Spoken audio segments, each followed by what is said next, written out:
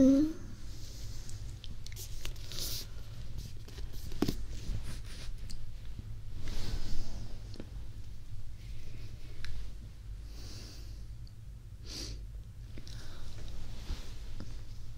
왜? 자다가 깼어? 응, 무서운 꿈 꿨어. 응, 나는 목말라서 일어났어. 응, 많이 무서웠어? 괜찮아? 응,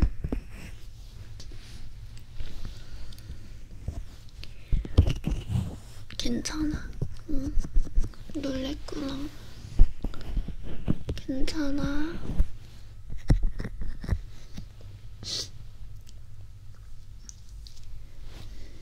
다시 누워봐. 괜찮아, 괜찮아. 내가 저번에 오랜만에 너무 읽고 싶어가지고 동화책을 하나 사놨거든? 이거 읽어줄게. 너도 알걸? 뭔지? 오즈의 마법사 알지? 맞아, 그거야. 너무 어렸을 때 들었던 동화책이어서 오랜만에 내용을 상기시키려고 하니까 생각이 안 나는 거야. 그래가지고 책을 사왔지.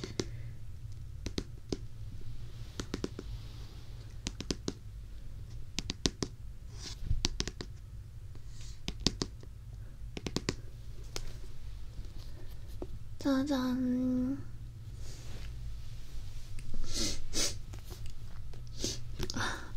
날씨가 많이 추워서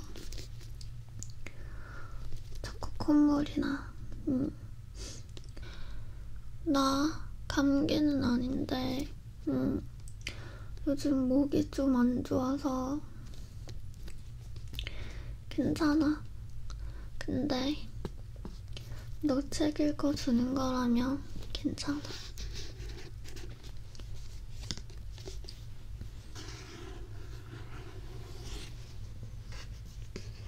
표지가 동화해. 참 이쁘다.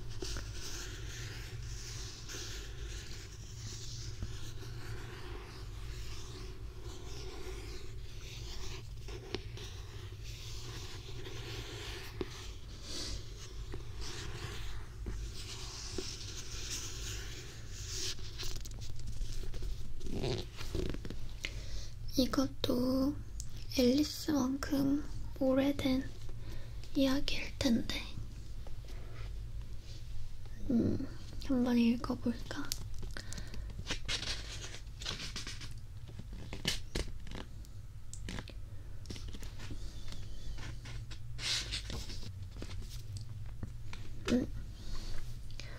너는 눈 감아. 눈 감으세요.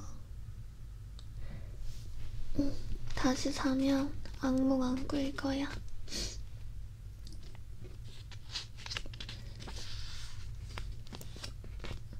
오즈의 마법사.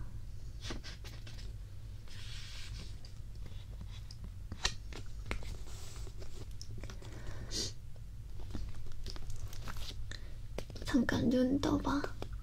이거 봐봐. 이쁘다, 그치?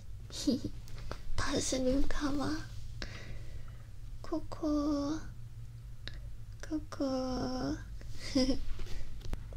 배경이 이쁜 이 페이지에 뭐가 써져 있냐면, 허수아비야, 너는 뇌가 필요 없어. 매일 새로운 걸 배우고 있으니까. 경험을 통해서만 무엇인가 배울 수 있단다. 세상을 오래 살수록 그만큼 경험도 쌓이는 법이야.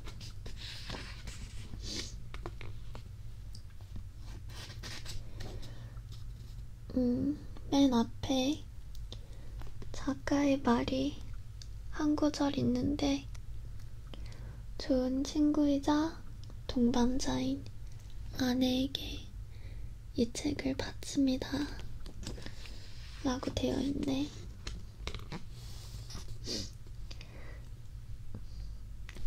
오랜만에 이거 읽으려니까 되게 설레인다.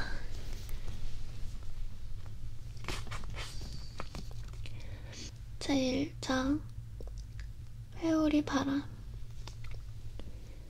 도로시는 캔자스주 광활한 초원 한가운데서 농부인 헨리 아저씨 그리고 엠 아줌마와 함께 살았습니다. 집 지을 나무를 먼 곳에서 마차로 날려야 했던 탓에 집은 자그마했습니다. 벽과 마루와 지붕으로 된 방 하나가 전부였습니다. 방에는 음식을 해먹는 녹슨 화덕과 접시를 넣어두는 찬장, 식탁, 의자 서너 개, 그리고 침대가 있었습니다.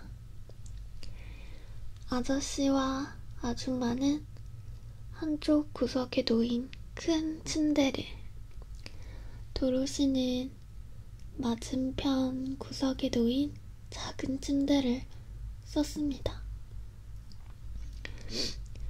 다락방이나 지하실도 전혀 없었습니다. 그저 바닥에 작은 구멍만 하나 파놓았는데, 무슨 건물이든 부숴버리는 무시무시한 회오리 바람이 몰아칠 때 숨을 수 있도록 만든 대피소였습니다. 바닥 가운데 뚜껑문을 들어 올리면 어둡고 좁은 구멍으로 내려가는 사다리가 있었습니다. 도로시가 문간에 서서 주위를 둘러보면 끝도 없이 펼쳐진 잿빛 초원만 눈에 들어왔습니다. 지평선을 가로막는 나무 한 그루. 목이 자꾸 가네. 괜찮아. 듣기 거슬려? 괜찮지? 내 걱정은 안 해도 돼. 오늘 나의 목표는 너 재우고 다시 잠드는 거야. 그니까 신경 쓰지 말고 들으면서 자, 알았지?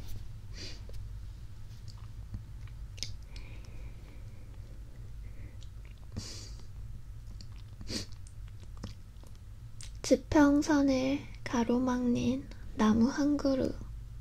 집 한 채 보이지 않았습니다. 쟁기로 일군 땅은 햇볕에 잿빛 덩어리로 변한 채 쩍쩍 갈라져 있었습니다. 마치 내 목소리 같군. 풀조차 초록색이 아니었고, 키다란 이파리들도 끝부분이 햇볕에 익어 잿빛 평원과 똑같이 재색을 띄었습니다. 집도 칠을 하긴 했지만 태양빛에 칠이 일어나기 시작했고, 비에 몇 번 쓸려 내려가자 주변 풍경과 마찬가지로 칙칙한 잿빛으로 변하고 말았습니다.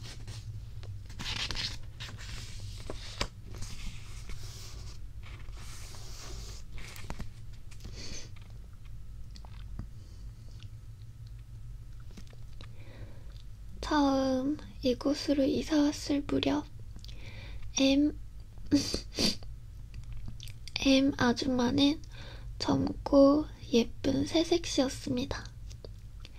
하지만 햇볕과 바람에 시달리다 보니 아줌마의 모습도 변해버렸습니다.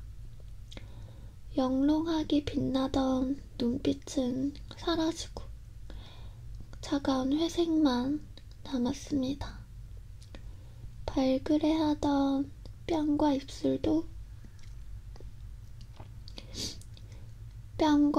입술도 어느새 잿빛으로 바뀌었습니다. 이제 야위고 초췌한 모습이 되어버린 아줌마는 웃음마저 잃어버렸습니다. 고아였던 도로시가 처음 이 집에 왔을 때 M 아줌마는 아이의 웃음소리에 너무 놀라 도로시가 깔깔대고 웃을 때마다 비명을 지르며 가슴을 누르곤 했습니다.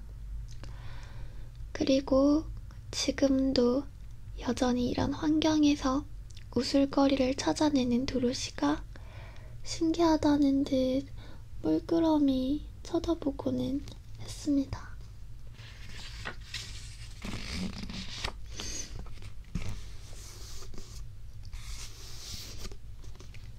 헨리 아저씨도 절대 웃는 법이 없었습니다. 아침부터 밤까지 열심히 일만 할 뿐 즐거움이 뭔지를 몰랐습니다.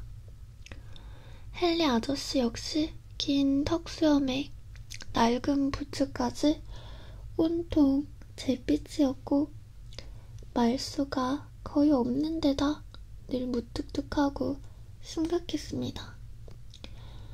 도로시가 웃을 수 있는 건 다 토토 덕분이었습니다. 토토는 잿빛으로 가득 찬 곳에서 도로시마저 잿빛으로 물들지 않게 해주었습니다. 토토는 잿빛이 아닌 검정색 강아지로 길고 부드러운 털에 재미있게 생긴 작은 코 양쪽으로 까맣고 조그만 눈망울이 생글생글 빛났습니다.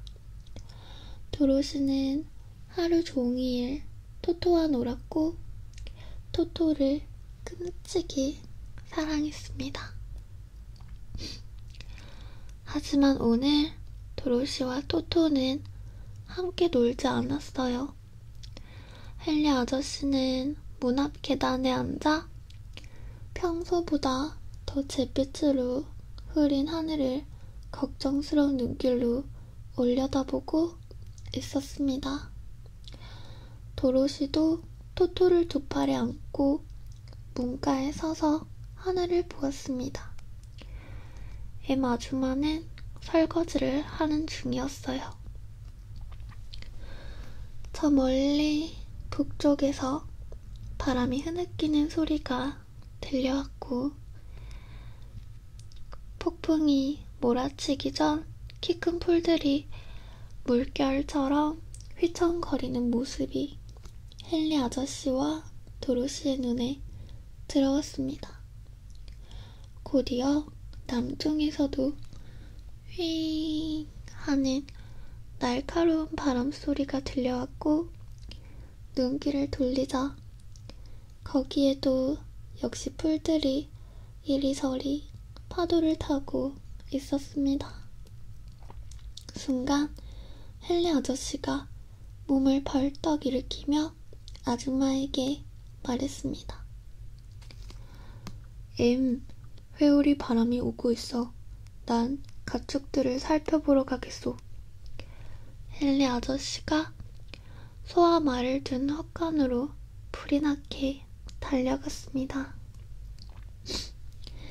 M 아줌마가 일손을 놓고 문가로 왔습니다. 얼핏 봐도 위험이 가까이 왔다는 걸 알 수 있었습니다. 아줌마가 소리쳤습니다. 도로시, 어서 굴로 내려가. 토토가 도로시의 팔에서 뛰어내려 침대 밑으로 숨어버리자 도로시는 잡으려고 쫓아갔습니다. 잔뜩 겁에 질린 에마주마는 마루의 뚜껑문을 와락 열어 젖힌 뒤 사다리를 타고 사다리를 타고 좁고 어두운 굴 속으로 내려갔습니다. 마침내 토토를 붙잡은 도로시가 아줌마를 따라갔습니다. 마루를 반쯤 지나왔을 때 찢어질 듯 날카로운 바람소리가 들리면서 집이 심하게 흔들렸습니다. 그 바람에 발이 미끄러진 도로시는 마루 위에 털썩 주저앉고 말았습니다.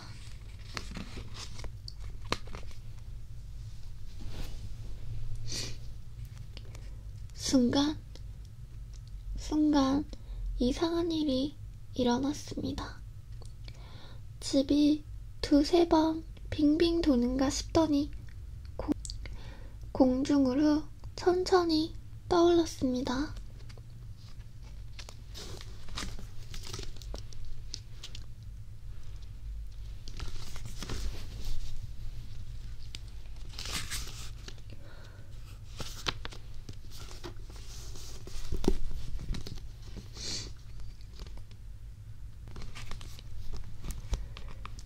마치 풍선을 타고 올라가는 느낌이었습니다.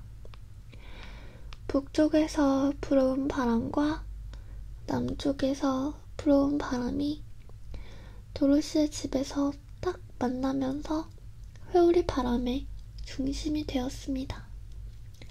보통 회오리 바람의 한가운데는 잠잠하기 마련이지만 사방에서 불어대는 바람의 압력이 워낙 센 탓에 집은 점점 하늘 높이 떠올랐고 회오리 바람 꼭대기에 이른 뒤에는 그 상태 그대로 가벼운 깃털처럼 멀리 날아갔습니다. 주위는 깜깜했고 바람은 윙윙 소리를 내며 무섭게 울부짖었지만 도로시는 자신이 편안하게 떠가고 있다는 사실을 깨달았습니다. 처음에 몇 차례 빙글빙글 돌고 심하게 한번 요동치고 난 다음부터는 요람 속에 있는 아기처럼 살랑살랑 흔들리는 느낌이 들었습니다. 토토는 기분이 별로였습니다. 그래서 방을 이리저리 뛰어다니며 왕왕 지저댔습니다. 하지만 도로시는 바닥에 가만히 앉아서 무슨 일이 일어날지 기다렸습니다. 그 사이 토토가 열려있는 뚜껑문 근처에 바싹 다가간다 싶더니 그만 쑥 빠져버렸습니다. 도로시는 처음엔 토토를 놓치는 줄 알았습니다. 도로시는 처음엔 토토를 놓치는 줄 알았습니다. 하지만 이내 구멍 사이로 고추선 귀 한쪽을 발견했습니다. 주변 공기의 압력이 토토를 떠받쳐 주었던 것입니다. 도로시가 구멍으로 기어가 토토의 귀를 잡고는 마루 위로 끌어올렸습니다.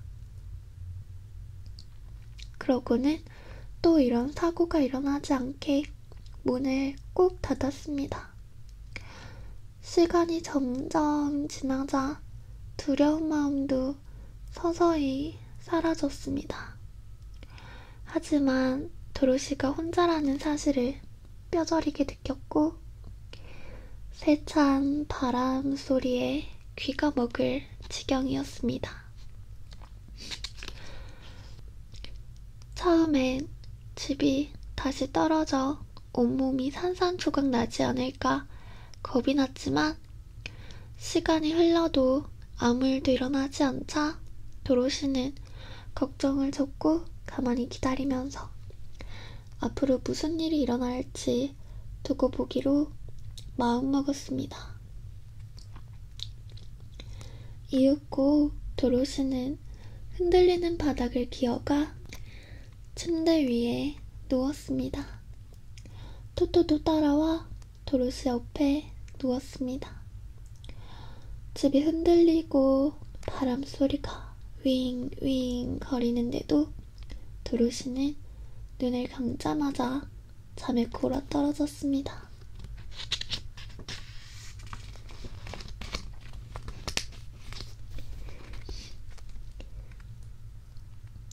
제2장 먼 치킨들과의 만남. 도로시는 갑작스러운 충격에 소스라치며 잠에서 깨어났습니다. 어찌나 놀랐던지 푹신한 침대 위에 누워있지 않았다면 다쳤을지도 몰랐습니다. 도로시는 숨을 죽인 채 무슨 일이 일어난 것일까 궁금했습니다. 토토가 차가운 코를 도로시의 얼굴에 들이대며 애처롭게 낑낑거렸습니다. 침대에서 일어나 앉은 도로시는 집이 더 이상 움직이지 않는다는 사실을 알아차렸습니다. 창으로 환한 햇살이 들어와 작은 방을 가득 비추고 있어 어둡지도 않았습니다. 도로시가 침대에서 펄쩍 뛰어내려 문으로 달려가자 토토가 쫄쫄 따라왔습니다. 도로시가 문을 활짝 열었습니다. 깜짝 놀란 도로시가 탄성을 지르며 주위를 둘러보았습니다. 눈앞에 펼쳐진 놀라운 풍경에 도로시의 눈이 점점 더 커졌습니다. 회오리 바람이 도로시의 집을 조심스레 내려놓은 곳은 놀랍도록 아름다운 나라 한 군데였습니다. 초록빛 잔디밭이 온 사방을 아름답게 수놓았고 아름드리 큰 나무들엔 먹음직스러운 과일이 주렁주렁 매달렸습니다. 어디에나 화려한 꽃들이 탐스럽게 피어있고 희귀하고 눈부신 깃털을 가진 새들이 나무와 숲을 속에서 날개를 퍼덕이며 노래했습니다. 길 옆으로는 작은 시내가 초록빛 둑 사이로 반짝이며 힘차게 흘렀습니다. 황량한 잿빛 평원에서 오랫동안 살아온 어린 소녀의 귀에는 졸졸거리는 소리가 그렇게 좋을 수 없었습니다. 도로시가 이 낯설고 아름다운 풍경에 정신없이 빠져있는 사이 지금껏 한 번도 본 적이 없는 이상한 사람들이 도로시에게 다가왔습니다. 도로시가 늘 봐오던 보통 어른들보다 몸집이 작았는데 그렇다고 아주 작지는 않았습니다. 나에 비해 키가 꽤 큰 편인 도로시와 비슷했습니다. 하지만 겉모습은 그 사람들이 훨씬 더 나이 들어 보였습니다. 남자 셋에 여자 하나였는데 다들 차림새가 이상했습니다. 머리에 쓴 둥근 모자는 가운데가 30cm쯤 뾰족 솟은 모양이었는데 테두리에 작은 종이 조롱조롱 달려있어 움직일 때마다 딸랑딸랑 예쁜 소리가 났습니다. 남자들은 파란 모자를 썼고 여자는 흰색 모자에 어깨 위로 주름이 넓게 잡힌 하얀 드레스를 입고 있었는데 옷 위에 잔잔하게 박힌 별무늬들이 햇살 아래서 다이아몬드처럼 반짝였습니다. 남자들은 모자와 같은 푸른 옷에 목 부분이 바깥쪽으로 넓게 접힌 반들반들한 파란 부츠를 신었습니다. 그중 두 사람이 턱수염이 있는 것을 보자 도로시는 나이가 헨리 아저씨 뻘쯤 되지 않을까 생각했습니다. 하지만 여자는 한눈에도 나이가 훨씬 더 들어 보였습니다. 얼굴엔 주름이 자글자글했고 머리카락은 거의 백발인데다 걸음걸이도 불편해 보였습니다.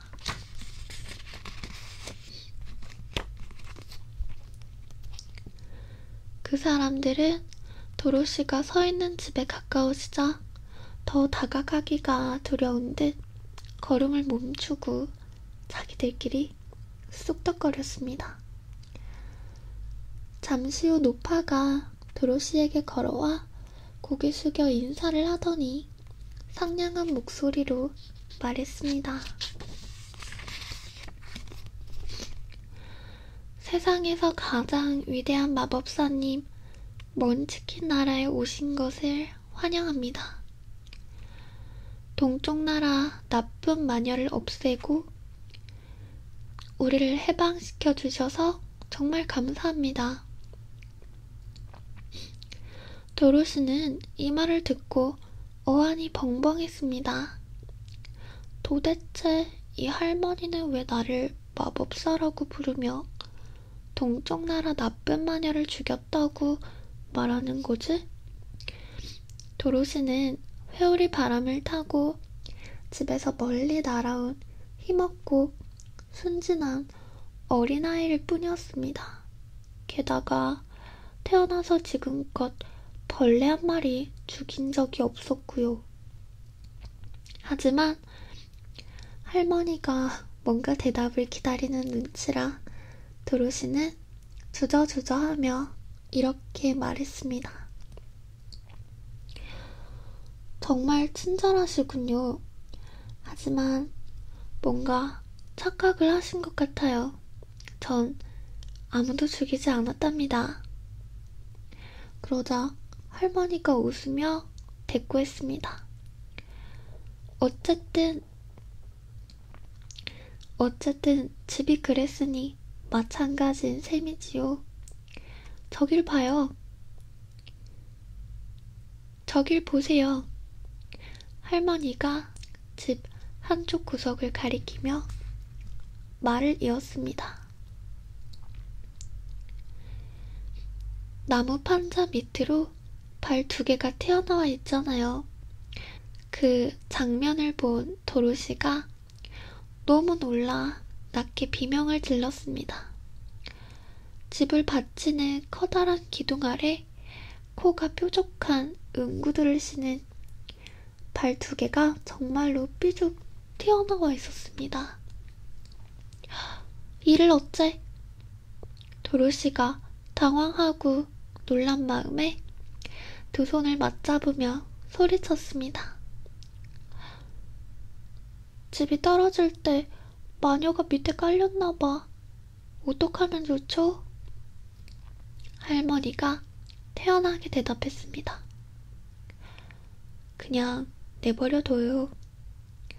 그런데 저 사람은 누구예요? 말했다시피 동쪽 나라의 나쁜 마녀랍니다.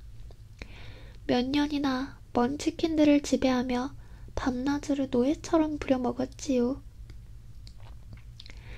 이제 자유를 되찾았으니 이 모두가 아가씨 덕분입니다. 먼치킨들이 누구예요? 나쁜 마녀가 지배하던 동쪽 나라에 사는 사람들입니다.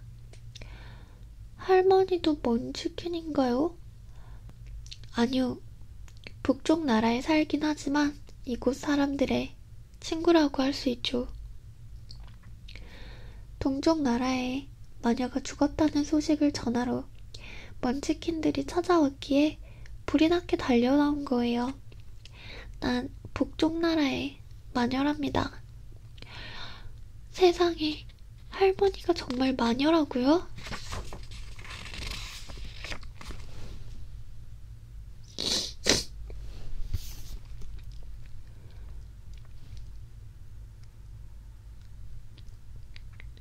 그럼 정말이죠.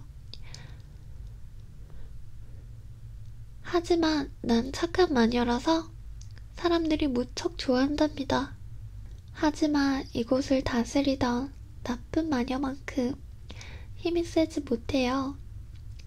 안 그랬으면 진작 이 나라 사람들을 나쁜 마녀 소나기에서 구해줬을 텐데 말이에요. 진짜 마녀를 보고 있다는 생각에 약간 겁이 난 도로시가 대꾸했습니다.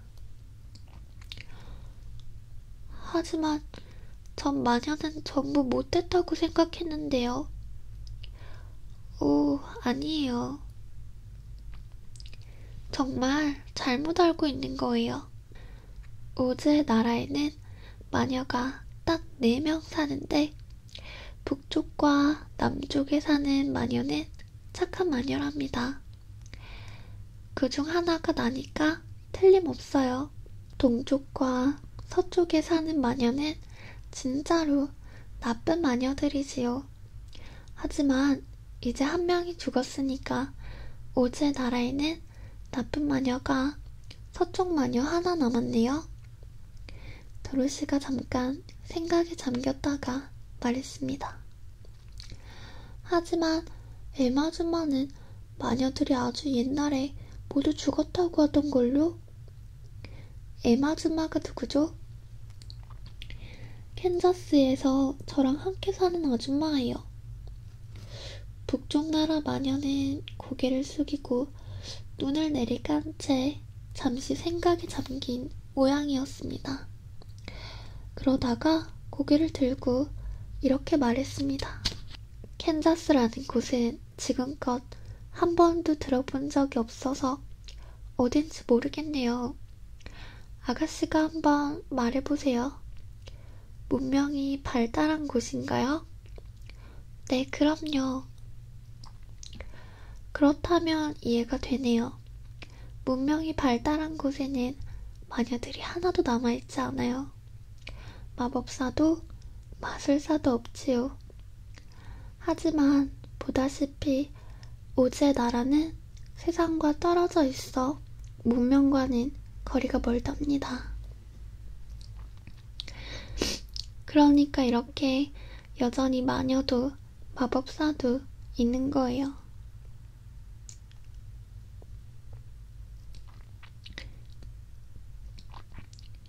마법사는 누군데요? 마녀가 목소리를 낮추며 속삭였습니다. 오즈가 바로 위대한 마법사랍니다. 우리 모두의 힘을 합한 것보다 더 강력한 마법을 지니고 있지요. 그분은 에메랄드시에 살아요. 도로시가 몇 가지 더 물어보려는데 옆에서 조용히 서있던 먼치킨들이 고함을 지르며 나쁜 마녀가 누워있는 곳을 가리켰습니다. 무슨 일이에요? 착한 마녀가 물으며 고개를 돌리더니 이내 웃음을 터뜨렸습니다. 죽은 마녀의 발이 온데간데 없이 사라지고 은 구두만 남아있었습니다. 북쪽 마녀가 설명했습니다.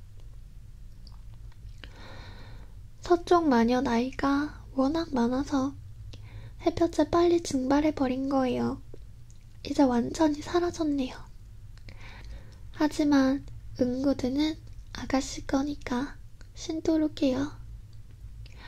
그러고는 허리를 굽혀 신발을 집어올린 다음 흙을 털어 도로시에게 건넸습니다. 먼치킨 하나가 입을 열었습니다. 나쁜 마녀가 그 구두를 무척 자랑스러워했죠. 무슨 마법이 숨어있긴 한데 그게 뭔지는 모르겠어요. 도로시는 구두를 집으로 들고 가 탁자 위에 놓았습니다. 그런 다음 다시 나와 먼치킨들에게 말했습니다. 아저씨와 아줌마가 계신 곳으로 돌아가고 싶어요. 제 걱정을 많이 하고 계실 거예요. 도와주실 수 있나요? 먼치킨들과 착한 마녀가 서로 눈길을 주고받더니 도로시를 보며 고개를 저었습니다. 먼치킨 하나가 말했습니다.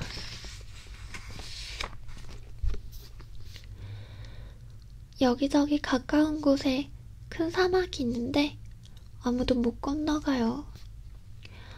다른 먼치킨이 말했습니다. 남쪽 나라도 마찬가지예요.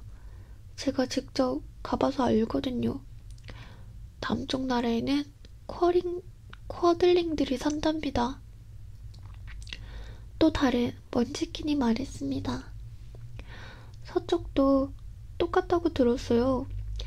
윙키들이 사는 서쪽 나라는 나쁜 마녀가 다스리는데 그곳을 지나는 사람은 모두 노예로 만들어버린대요. 착한 마녀도 말했습니다. 내가 사는 북쪽 나라도 오즈의 나라를 둘러싼 넓은 사막이 사방을 가로막고 있어요. 아무래도 우리랑 함께 살아야 할 것 같네요. 이상한 사람들 속에서 저 혼자만 외톨이라는 생각에 도로시가 훌쩍이기 시작했습니다.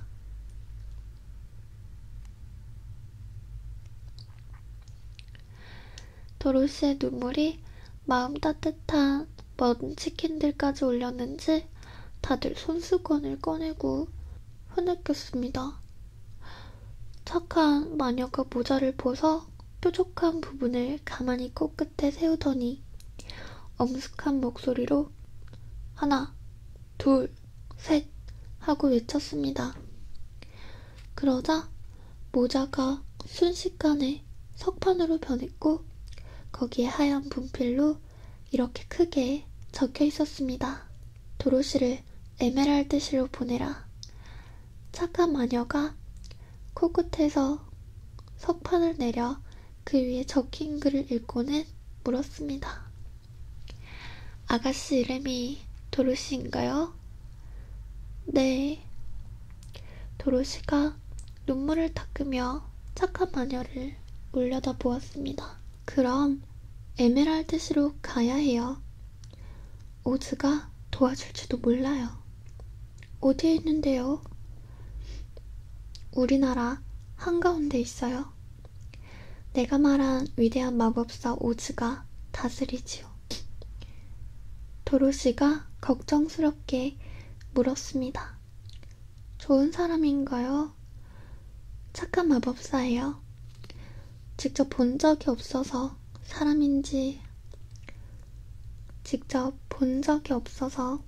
사람인지 아닌지는 잘 모르겠지만서요.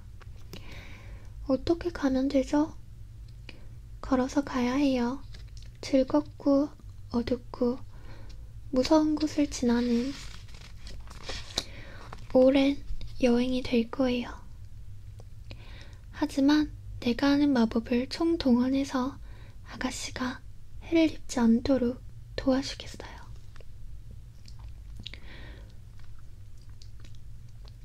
저랑 같이 가면 안 되나요?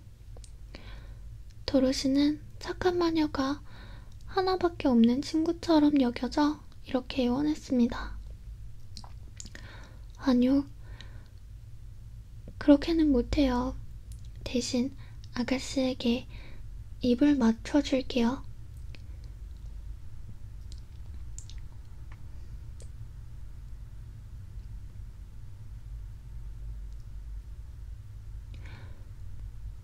북쪽 마녀의 입맞춤을 받은 사람은 누구도 함부로 건드리지 못하니까요.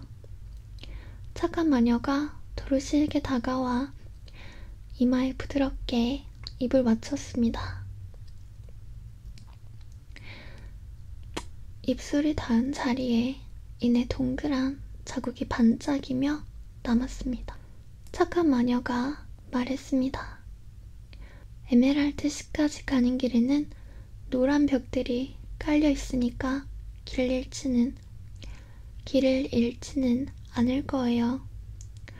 오즈를 만나면 겁내지 말고 아가씨 사정을 말하고 도와달라고 부탁하세요. 그럼 잘 가요. 먼치킨들은 도로시에게 공손히 머리를 숙이며 인사했고 편안한 여행이 되기를 빌고는 나무 사이로 멀어져 갔습니다. 착한 마녀도 도로시에게 다정하게 고개를 끄덕이고는 왼발 뒤축으로 빙글빙글 세 바퀴를 돌더니 곧바로 사라져 버렸습니다. 착한 마녀가 옆에 있을 때는 겁이 나서 으르렁대지도 못하던 토토가 그 광경을 보고는 깜짝 놀라 마구 지저댔습니다. 하지만 할머니가 마녀라는 사실을 이미 아는 도로시는 그렇게 사라지리라고 예상을 했기에 조금도 놀라지 않았습니다.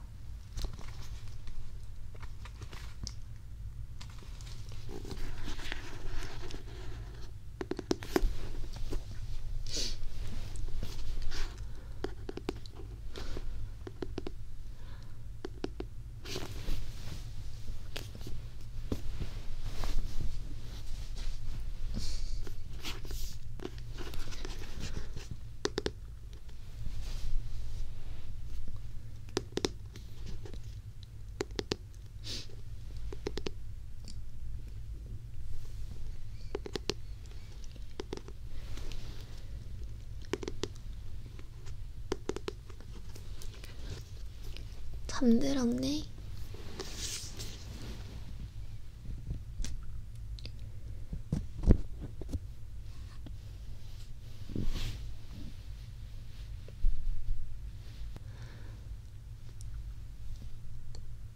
잠들었네.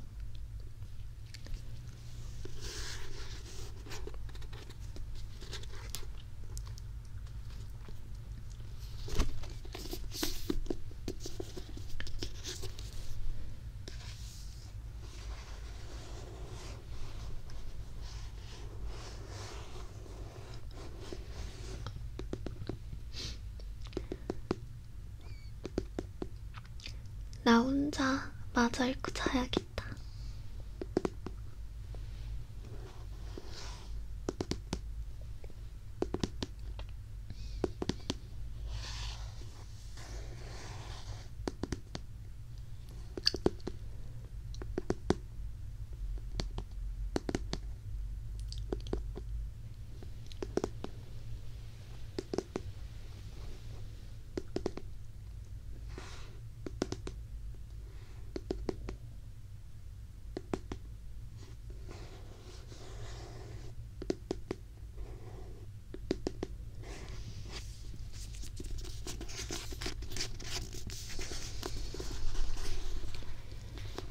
악몽 꾸지 말고 푹 자고 일어나.